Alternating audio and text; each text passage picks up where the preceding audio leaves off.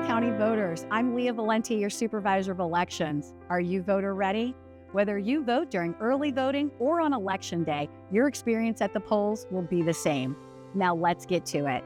Before heading out to vote in Florida, make sure to bring your photo and signature identification as required by law.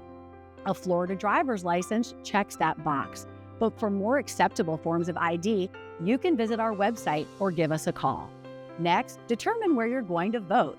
For those of you who take advantage of early voting, we offer convenient locations throughout the county to pick from.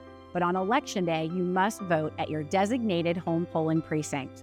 Find the list of early voting locations or your Election Day assigned location by visiting our website. Now that you have your photo and signature ID with you and you know where you're going to vote, it's time to head out. When you arrive at your destination, you will see a large sandwich board sign letting you know you're at the right location.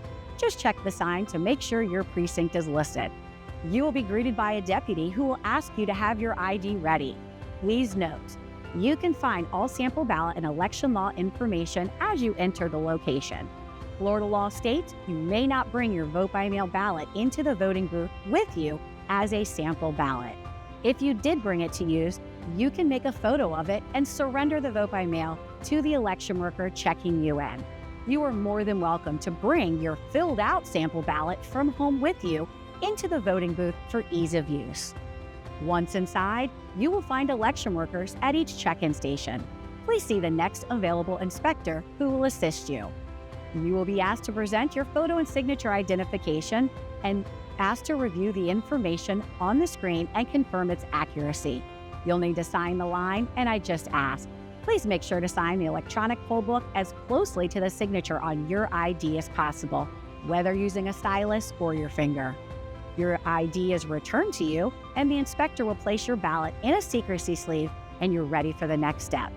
Find an open voting booth and start casting your votes. If you do not have a blue or black ballpoint pen, one is provided. Be certain to fully darken the oval to the left of your choice. With your completed ballot, it's now time to cast your votes. Place it over the green arrow and the optical scanner will read your ballot. Once confirmed by the scan inspector, you'll receive your I voted sticker. It's that simple. For any questions about today's topic, please contact our office or visit our website. But don't forget, your vote is your voice.